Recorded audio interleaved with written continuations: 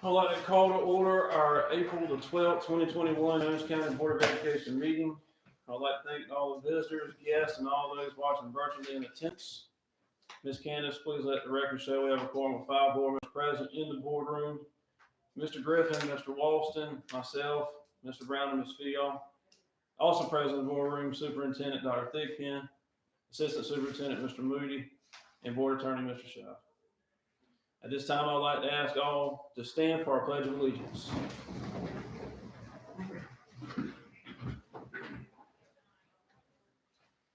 Pledge allegiance to the flag of the United States of America and to the republic for which it stands, one nation, under God, indivisible, with liberty and justice for all.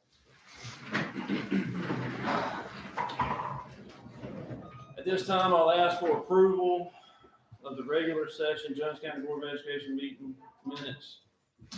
Actually, there's 3 we'll look at: March 1st, March 17th workshop, and March 29th. Take a look through those 3.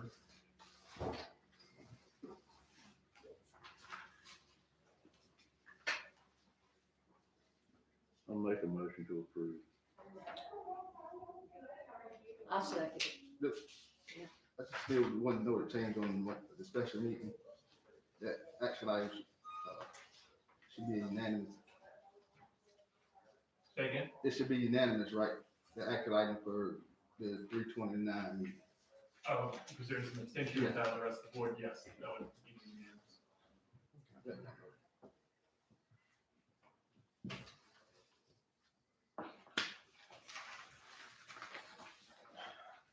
So, does the motion stand, Mr. Griffin, with the correction to the closed session? That'll be fine, but it goes as a yes, but it's still an abstention, is it not? So look, I can revise the minutes, and the motion can be to accept the minutes as revised, and to state that Mr. Griffin abstained from the vote per policy. That vote counts as in the affirmative, so the motion passes.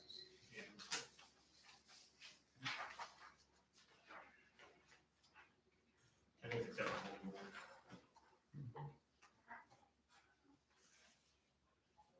So, motion by Mr. Griffin to approve with the amendment to the call meeting on the 29th. Is there a second? Yeah. Ms. Fial, second. All in favor, say aye. Aye. All opposed, say nay. Motion carries 5-0.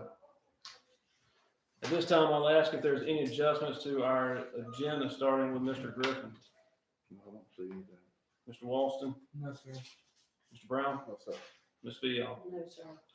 No further adjustments. Do I have a motion for approval? Second. Mr. Walston, motion to approve. Mr. Griffin, second. All in favor, say aye. All opposed, say nay. Motion carries 5-0. We switched up the agenda a little bit this time around. We'll go into our public comments. Do we have any public comments? Yes. All right.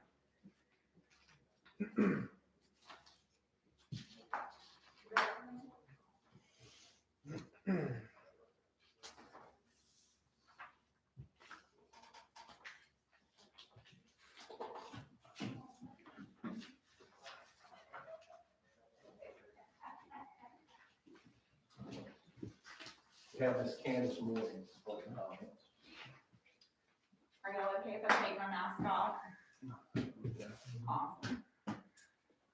Good evening. My name is Candace Morgan, and I'm here to speak to you about some concerns in regards to the FFA program and the other clubs at Jones Senior. Brad Henry once said that a good teacher can inspire hope, ignite the imagination, and instill a love of learning. And this is exactly what our agriculture program and our teacher at Jones Senior, Mary Murphy, strives to do every day in her program with her students. It was most recently demonstrated through a chicken project that she wrote a grant for, earned grant funding, and began an exciting project in which her students would raise chickens to ultimately take to a livestock shed. These experiences are vital to the growth of our agriculture students, which allows them to gain confidence, learn marketable skills in livestock rearing, engage in leadership opportunities, and even earn scholarship money. Unfortunately, this project came to an abrupt halt when Mr. Morgan, the principal at the high school, decided it was no longer safe for the FFA program to house the chickens due to COVID-19. I spoke with Mr. Morgan at length today regarding my concerns, but he could not give me any concrete answers as to why the program was started but not finished, why the club was not allowed to convene after school, and why the project had been passed on to cooperative extension instead of remaining in the hands of the teacher who had worked tirelessly to obtain the funding and provide the opportunity to our students through the school system.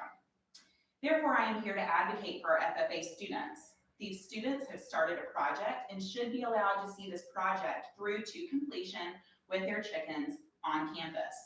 They should be allowed to work with these birds after school and in person in order to prepare for their livestock show. Ms. Murphy should have the pleasure of taking these students in person in a small group with the protections in place to help her students see this project through to completion. How is Jones County Schools supposed to hire and retain superior teachers when this is the way that we treat teachers who try and go above and beyond for their students?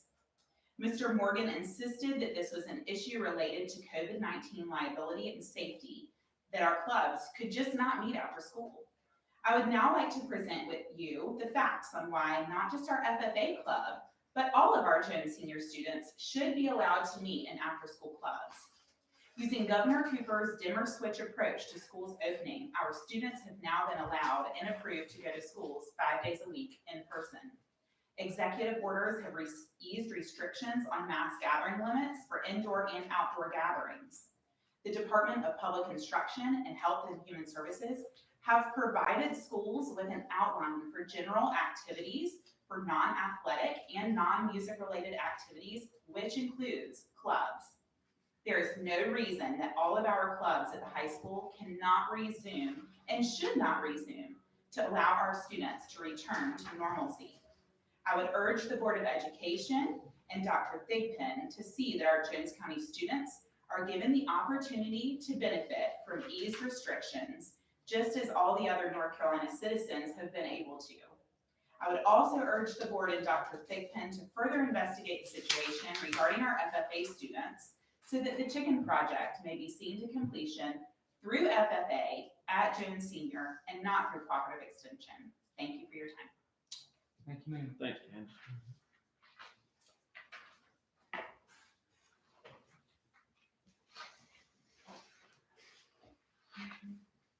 Any other comments, Dan? That's it. That's it? Okay. All right, moving into item 3 on our agenda, the discussion items. We'll start with David Mallard, the Jones County Recreation Director.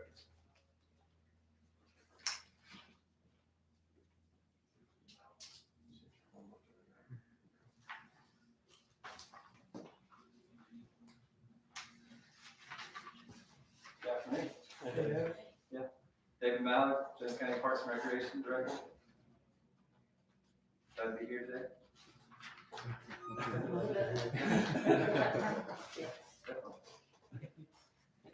Wow, most of y'all know me. I grew up here, graduated from Jones Senior in 1994, grew up playing rec league sports here. I went to NC State, graduated in 1998, and I've been in the Triangle area for the last 25 years, so I'm excited to be back. I'm excited to make some positive changes for our Parks and Rec program, get some kids playing, so we don't have to take our kids all the way to other counties to participate. We've got some great plans. We're working on a couple of grants right now to improve our parks and facilities. So we're excited to get it going. Cool. Yeah. So today was your opening day, baseball? It is. Our games start 6:30 p.m. over in Newbern. Nice. And we got our jersey orders in this afternoon too, so that's been fun. Getting all that ready. So you're a wanted man right now. Yeah. You'll find everything always happens right on schedule, Dave. That's right. But Dave, please know that if we can help you in like registration, and get the information out, Okay. come see Bryce or myself, or Dave, Okay. we'll be glad to help you in any way. Great. we can. Great. I appreciate that. You know, without having field space here or without a gym, we're really gonna have to lean on partnership, and we're excited. Mr. Morgan's been great to work with so far, and we're looking forward to getting some clinics going, some Saturday morning clinics, and some free play going as well. Yeah, we want to help in any way we can, because we know a strong rec department equates to a strong school athletics too, so anything we can do. Absolutely, I think it'll help improve our numbers too for our sports programs at the high school level. Good deal. David, just a heads up, Ms. Fiala may agree, I think she might will. We are fighting a transportation problem a lot of times with rec and whatever we offer. Moms are working 2 and 3 jobs a lot of times. I would love to see us, if we could do it together, or ever how we could do it, would be offer some kind of a transportation. If it was just one bus, or, I mean, I'm just telling you what I've run into. Right. When I had a little bit of health problems and stopped being able to haul the kids like we did at one time, it floundered. And now we got low numbers anyway. And I think that's gonna be critical, is being able to transport, them to A to B. And we'll talk about that later. I've got a notebook full of maybe, might be some ideas, but, things we've run into in the past. Everybody wants to be involved, but sometimes when you've got so much going on, you can't, like we used to play in Duplin County. That's an hour drive when you get on down around Rose Hill and Wallace, But that's just something to think about. Right, yeah, absolutely, that's a major challenge. One of the things, we were working with the grant team from ECU, and they're looking out for us for a grant for transportation. And in addition to that, we're gonna connect with some of the local churches too, to see if they have any church vehicles that we can use and do some creative programming to get some transportation for them. If you leave a good paper trail with people and they know you, and they do, or if somebody knows you that knows, somebody else, if you leave a good paper trail dealing with people, as far as people contributing to your program or anything like that, and they know it's going directly to them kids in some way, people will help you out a lot, even here. And these big time farmers that some of them send their kids to private school. When I try to get football going, they were some of the first ones to help me, and I mean with big numbers. And they didn't have to do that, but it was, I think they saw it as a county deal. Right. People will help you if you keep a good trail. That's good advice.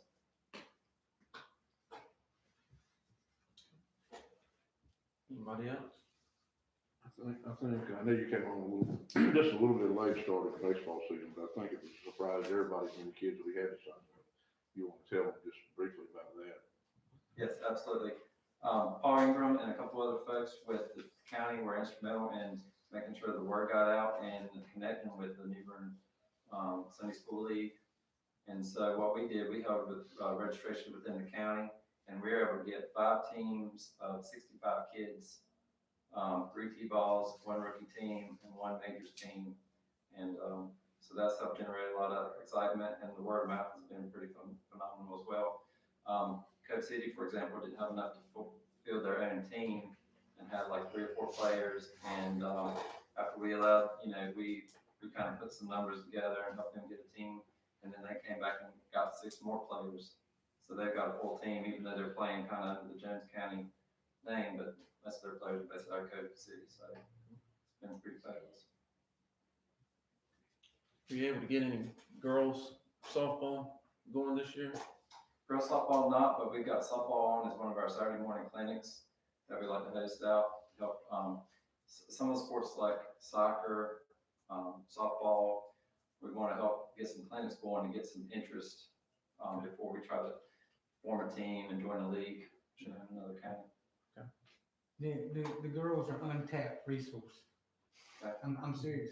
And I hate to see them have to play with boys. So if we can tap into the female side of things, that would be great.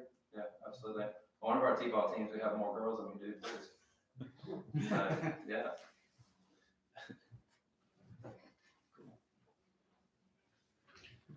I'm looking forward to it. Anybody, anything else? Good luck tonight. Yeah, Dad. Yeah. Appreciate it. Thank you. Yep. Absolutely. Appreciate everybody's help. Thank you. And hey, you're not in it for the parents. So, Are we?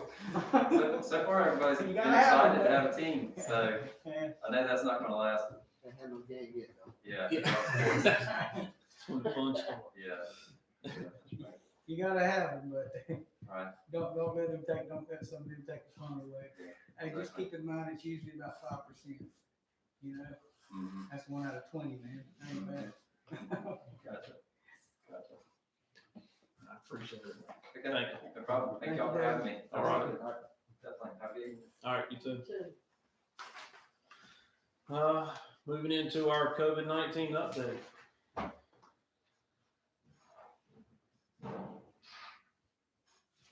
I'm going to share a couple of information slides with you. What you see is a chart of the number of teachers that we've had that have been vaccinated or had their first or second shot. So we've got about 2/3 of our staff that have had at least the first or those shots, and there's about 33% that haven't yet, but 20% of those are intending to get the shot. So that's where we stand with our staff as far as vaccination. So that's pretty good numbers. Our health department has done a marvelous job. You can see that nearly 60% of our folks that have gotten the vaccinations have gotten them through our health department. So that they have worked with us wonderfully, and Danielle, throughout this whole process. And so we're grateful for that. This was the last update I did. We have one active case, staff and students. And of course, since everyone has come back, we're going to closely monitor to make sure that we're on top of anything that transpires from here. But that's, we update our data dashboard every week on our school website. And so that's what I wanted to, we work and have worked with the ABC Science Collaborative since this COVID process began. And if you've seen the latest, of course, the state has said that where everyone is now working with the ABC Science Collaborative. So we've had a good relationship with Dr. Benjamin, and feel free to call him whenever we have questions. And so we're thankful for the relationship with them and the information that they provide to us. They forward information to us about proms and graduations to make sure that we're in compliance, and I forward this straight to Mr. Morgan so we know we're where we need to be with those kind of things. And we've already started planning graduation to make sure we're complying with, all the dictates as far as that goes. So, this information is available to anyone, to any parent that would like to see it or anything like that. They can just contact me and we can sure provide it to them. Well, You get right on into the academic if you want. Yeah. the big thing that we're going to be looking at is summer learning. We have a meeting in the morning at 7:30 where we can get some last details that we're looking into. But we've already made some steps planning wise, but we want to have and attend this meeting in the morning to get the final details before we roll out exactly what we're going to do. We have some question about whether it has to be done during the summer or it can extend through the fall, the first quarter of the fall. We're uncertain about that. And I don't know if Colin has had any updates on that, but we're hoping that it can extend through the first quarter of the fall semester. We feel like, but we should know in the morning if that's the case. Bryce has been on top of the benchmark results. We know where we're at with our K-8 students. We know where we're at with our high school students, and we know where we need to go to work. And so we feel like, we'll be on top of whatever challenges we do have. So we're thankful for the work he has done with that. And as we learn more about the summer program in the morning, we'll get that information to you Friday to let you know exactly which direction we're going with that. So academic and COVID related, what is our virtual percentage Has that been Absolutely. decreasing? Absolutely. Right now, Comfort Elementary, we've got 89% of our students face-to-face. Okay. Maysville is 96%. Pollocksville is 83%. Trenton is 85%. And Jones Senior is 64%.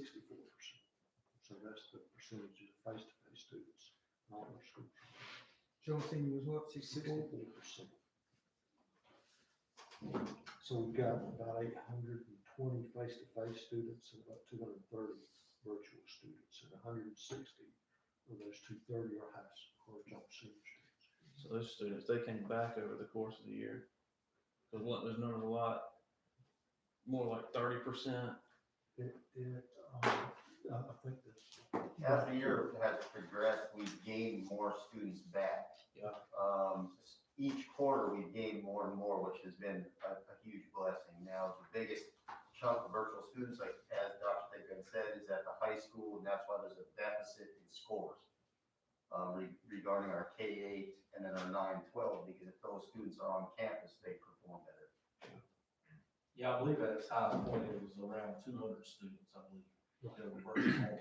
And now I believe it's around 125, 30. What do you see as the performance difference as far as the ones that's remote as the ones that's coming?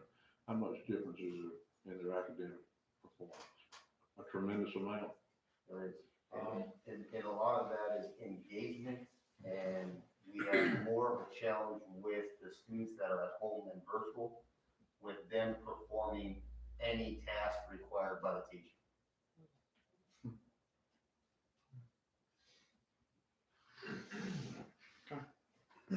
Several Jones Senior students were already gonna be virtual anyway, is that correct? Yes, and some of our LCC folks. Yes.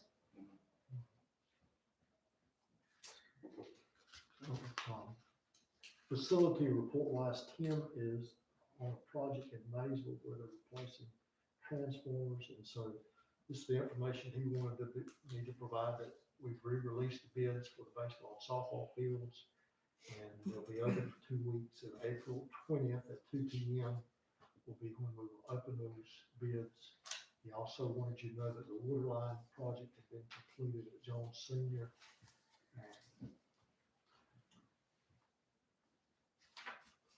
So those are the things that he wants you to be aware of.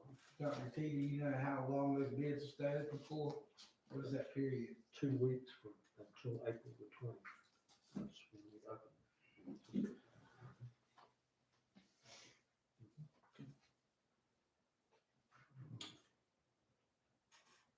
All right.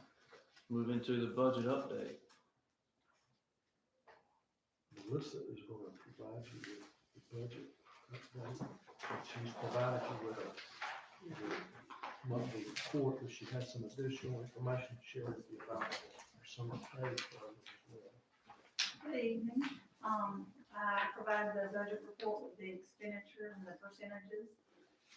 For some of your PRCs that were close to being over budget, we've already requested the budget transfers with the Department of Public Instruction, and moved some of the other funding around to cover anything that appears to be over expenditure by the end of the year. So if you have any questions, I'll be more than glad to answer them. If not, we'll talk about our summer cash program. Currently, your teachers have the option to have their 10-month payments for their 10-month salaries split over 12 payments, and receive 2 summertime installments. North Carolina Department of Public Instruction actually administers that program for us currently. And with the modernization project, we're going to eliminate administering that program, so we would have to administer it internally, which would be a huge financial burden to take on and administer. The policy states we have to offer a program that will accommodate your teachers to receive the 12 payments. And most of your school districts have already transitioned to the North Carolina, the State Employees Credit Union summertime cash program. Onslow County and Duplin have been with them a while. A lot of the other counties throughout the state, the larger counties have been transitioned since 2001. Volt transitioned in 2008 and 9, and many transitioned in 2012. So we would like to work with the State Employees Credit Union and offer our option to be the summer cash program for the State Employees Credit Union. We want to work with the members there, or work with the staff there, and actually have them come out and sign the teachers up in the summer cash program. It offers a benefit that we couldn't offer now. Once they were involved in the installment program, they were involved. If they were to have an emergency with the State Employees Program, they can actually go withdraw their money out and stop the installment withdrawals from their check. We think it's the best option for our operation. Green County's moving to this, as well as some of the other smaller counties. But it will be a transition period that we'll have to assist our teachers with. We did attach a letter that we would like to send out to the teachers, making an announcement so we can begin the transition period.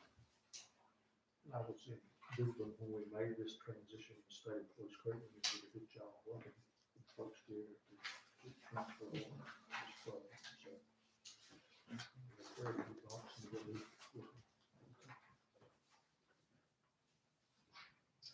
Thank you.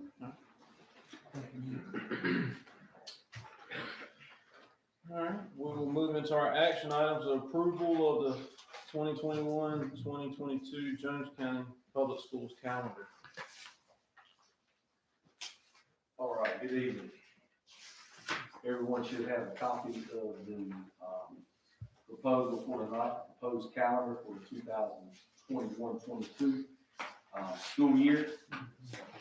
We actually had 105 staff members respond to a Google form that was sent out with 2 options. And the way those 2 options were formed is first we look at it at the district level, and then we have a calendar committee that met, and that is all the teachers of the year for each school, along with the principal. So we met virtually. At that time, we made a few changes to the options, and we sent those out. We gave all staff the opportunity to vote, and we, like I said, we had 105 responses. 94% chose option 1. Again, some favorable items. We're having one high school. Think it makes things a little easier. They were very much for having testing prior to getting out for Christmas break. It does meet all the requirements, and as you can look down at the bottom, quarters, we tried to keep them as close together as possible, but with having to condense the first semester because we are obviously testing in December, so it makes the first and second quarter the days a little bit less than the second semester that you can see is at 45 and 51. And then we did have early releases at the end of each quarter, and our last day will be June the 1st. This is going along with, we're hoping for 5 days a week. That I did not put in for anything else. We had to revise the calendar several times, so I'm hoping that this is going to be, if approved, not the only draft that we have to deal with for the 2021-22 school year. Understand? Motion to approve the calendar. We just presented. I'll second. Mr. Griffin made a motion to approve. Mr. Walston seconded. All in favor say aye. Aye. All opposed say nay. Motion carries. Approval of TSI plans for Comfort Elementary and Trent Elementary.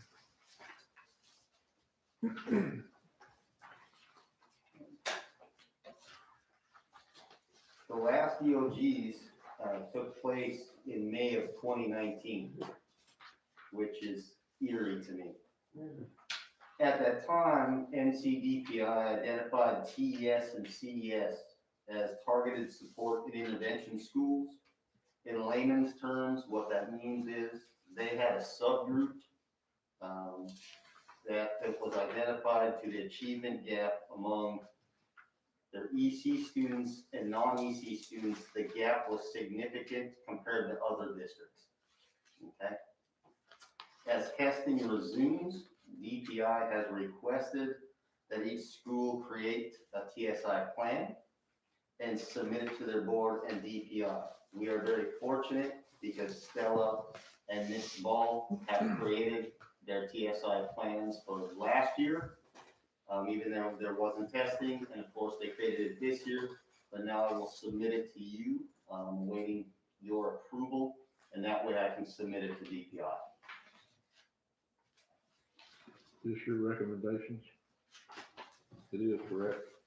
Only two, I'll make a motion to, adopt the TSI plan for both schools. I said it. All right. Mr. Griffin made a motion to adopt the plans. Ms. Vial seconded. All in favor say aye. All opposed say nay. Motion carried. On to the 2021 budget amendment.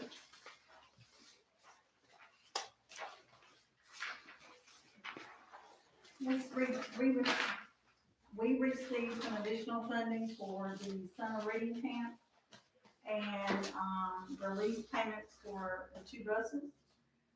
So we're just asking you to amend the budget for those additional items.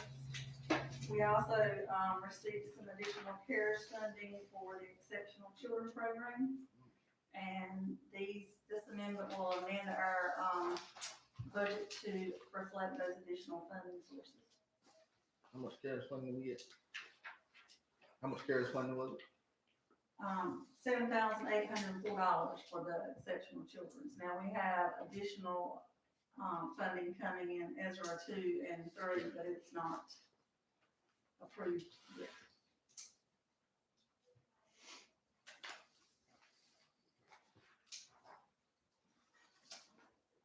I hear a motion to accept. Move to accept. Second. Mr. Walston made a motion. Mr. Griffin second. All in favor say aye. All opposed say nay. Motion carries. Thank you. On to our last action item, board stipend. This is one that we talked about heavily at our workshop on the 17th. I don't know any other discussions to have other than to make a motion. Let's move forward.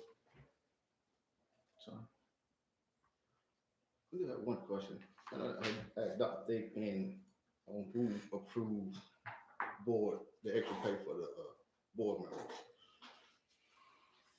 The board member submits it to the clerk, and that's, once they submitted it, I end up signing off on the, thing for them to be paid. What was your question, Mr. Brown? If I go to an extra meeting, who approves that I get paid for the extra meeting?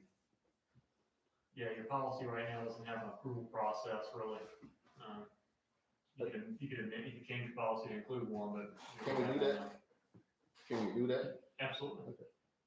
I was reading that they keep sending me to school for this board education. I saw that, that the board chair, that's one of their responsibilities. I didn't know if that should have been added in our policy or not. Yeah, I've seen some policies where it has that the board chair approves. Yeah. That. Especially, oftentimes they'll state that with respect to staff. Yeah, I mean, well, it said the board chair approved each board member or the superintendent track. Superintendent, Right. correct. So we would have had to go through a policy change for that. No, the policy would have to come into the new policy. And just to kind of add to that, next board meeting in May, I can add it to the set, because I have some spring, documents to give to y'all about updated policies. Yeah. So I can add that to the list, and we can do first reading in May, and hopefully in June get the second reading approved.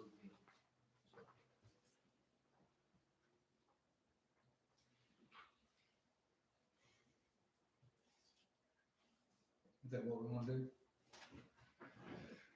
Could you do that, David? Have that ready?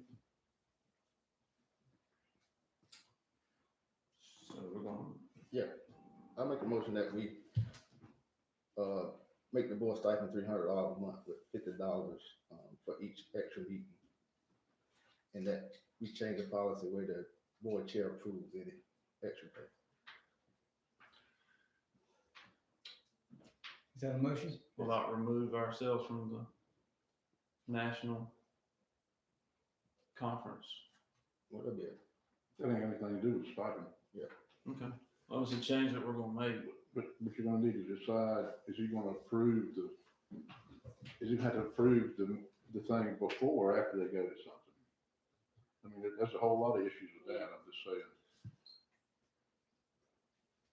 I mean, I understand about the approval, because before we had to, they've been asking for agendas of where we had to go or whatever, so finance would have a documentation of being able to show it to the auditor, so we would be legit.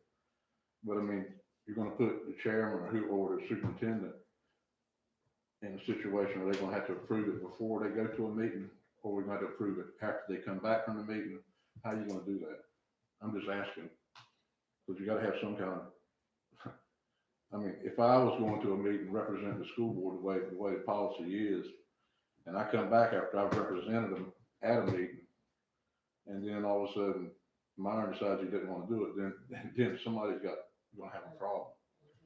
I've said before. Let's get pre-approval then. Yeah, I think it need to be pre-approved, so you know what the cost would be in terms of hotel or whatever, or flight up front, and then it's a per diem.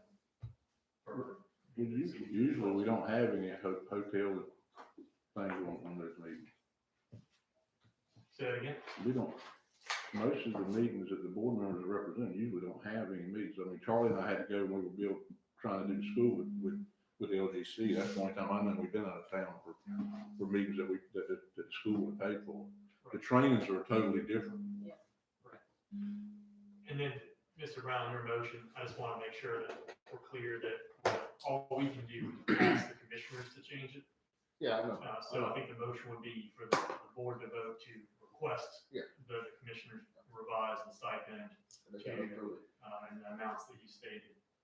And then, I think the policy, evaluate, I think the board's given So they really Mr. are Moody relying that on the direction, community to come bring it together. back next They month. can give anonymous tips for these shootings as they work to kind of deal with what has been happening. Yeah, I don't know what the phone was doing, we just started talking. So motion on the table is to change our stipend to $300 a month with $50 per extra meeting. Do I hear a second? Does that include travel? Travel's different. We put a lot of work on finance if you have we start turning our travel like we did before. That's why we had a set stipend on travel. But you've been turning in travel. Huh? You've been turning in travel. We didn't turn it in until we had some board members that started You've turning. been turning in, they've been processing. It was not even turned in all the time. They just went and did a G. They would give us a board stipend on the turn in. But we still left the $200. We still left the $200 stipend travel in when we talked about it. You're leaving the $200 stipend travel in. Okay, well, that's fine. I mean, that's what we talked about at work. Am I missing something? But then, I don't know. the 200 is inside of the 300. In that chart that we had, and Larry pointed this out to me afterwards, we didn't even have our board stipend right in there. Then we were the ones that developed the chart. Is that not correct, Larry? Please. So we really didn't have anything to go on. We were when we originally, But we knew what we were making. That's some check stuff. I don't even know what it was. I mean, it just happened to be a clerical error here, but I guess, but it was $25 off, but we knew what we were making. But we don't know what everybody else was making, is what you were saying as well. I sure don't. The way this, and I'll reiterate this for what it was, prior to 2 years ago, before Debbie and Myron came on, I think we were making $425 plus the 200 stipend. It was set up originally, it'd been that way for 10 or 12 years. We were not supposed to have any travel whatsoever added to that for in-state. was only out of state if we went to a national conference, because there was nothing else out.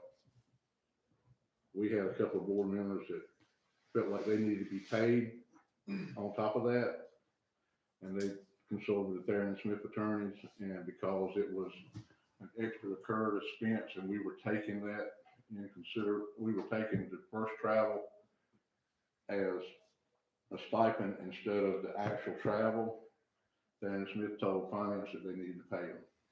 And so then they started, we never turned anything in prior to that. That was not brought up when we had the work thing, so. My recommendation, and what, did you second the motion while ago?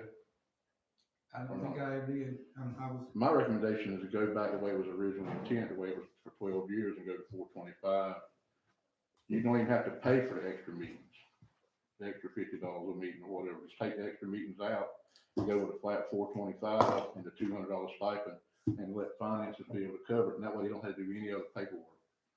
Now, for the trainings and all that, it's going to be different, but the travel won't be, but for the hotel room and the meal ticket will be different. We had a set fee for meal tickets, like $50 a day per day you're out. That way we didn't have to turn any meal tickets. That's still in there though. Well, It's a separate well, policy. yeah, I'm saying, but the $200 travel would take away all the trainings in Raleigh or Carolina Beach or in Asheville. That's still in there though. The 200. I mean, that would be in it, but the $200 travel would take that, we would not have the travel put in there, that's what I'm saying.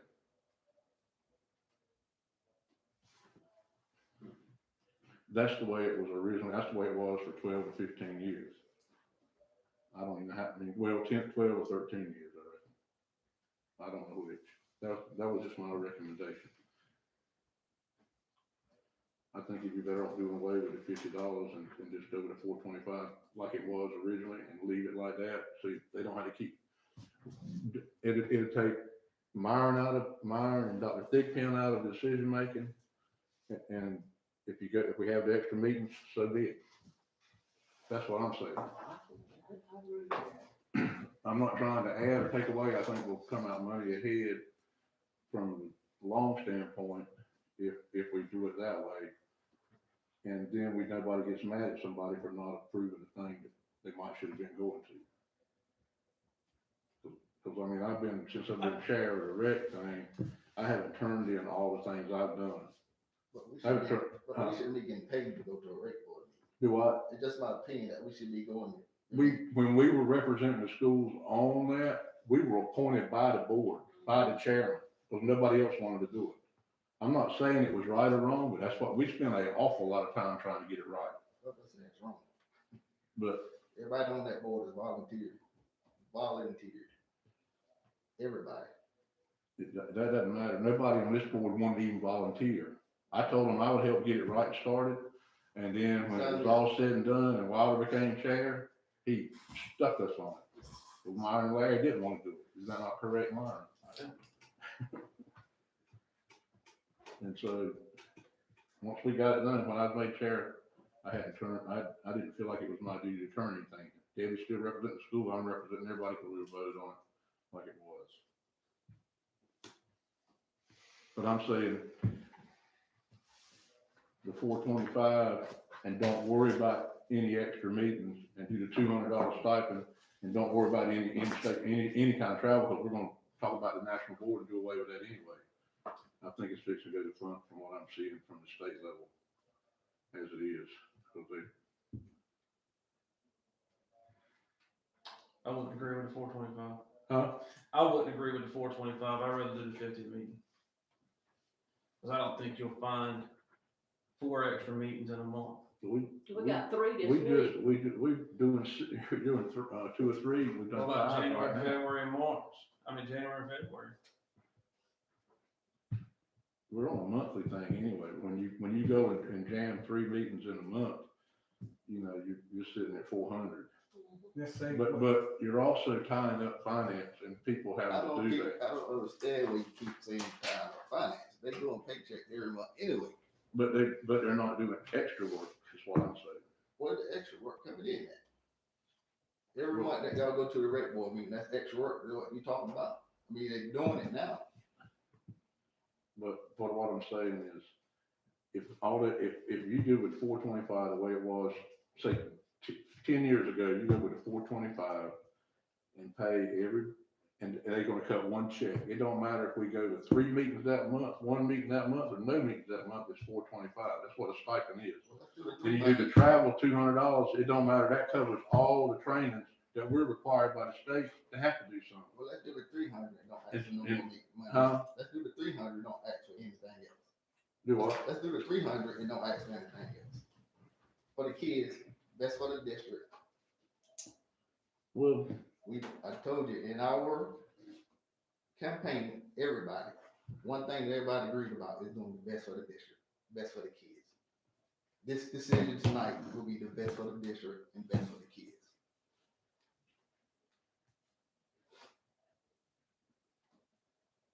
I'll second the motion with the $50 per meeting. I just want to be clear before you guys vote. So what we're asking the county commissioners to do is to give the board members $300 a month stipend and $50 for each additional meeting where someone's attending as a representative of the board. And that includes travel, and there's no additional money for travel. There's $200 That's stipend. $200. There's Like, a we gonna $200 keep that travel 200. stipend. They wanted to keep the $200 stipend in there. I checked, still got two line items on it. Okay, so we're asking for a $500 stipend from the. They've already approved it already. They've already approved the $200 travel Well- stipend. We're not changing that. That's a different line item. We're not changing that. That's just left in there. It's just what. Well, they don't care what it's for. They just need to know Yeah. how much they're giving us each month. We want $300 a month. 300 total. You're changing the 625 down to 300. Okay, so just $300 and whatever that includes travel. So you're getting a total amount of $300. Correct. And 50 for each meeting. Okay. All right. So it's technically a stipend of 100 bucks, right? Yeah. Right. With the travel That's expenses. it. I was waiting for somebody to say That's that. it. Exactly. I mean, yeah, that's it. We keep the $200 in there. They want 200 for travel. So now you're changing it to 3. No. I'm confused now. We get $300 a You month. said $300 stipend and then the $200 travel is what I understood. That's the way you explained it. That's the way it was. We can get $300 a month. That's my motion. That's what they were just talking about, 200 travel, 100 for Me. the meeting. I didn't understand that. What do we need? Well, there's a motion on the table for a total stipend of $300 with $50 paid for extra meetings. I'll second that motion. Motion by Mr. Brown and a second by Mr. Walson. All in favor, say aye. All right. All opposed? No. Okay. 3-2, motion carries.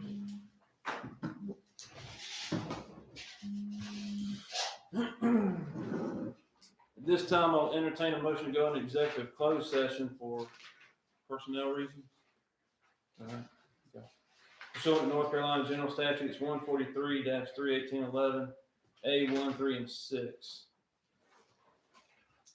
Do I hear a motion? I move. Second. Motion by Mr. Walston, second by Mr. Brown. All in favor, say aye. Aye. All opposed, say nay. Motion carries 5-0. We will enter closed session at this time.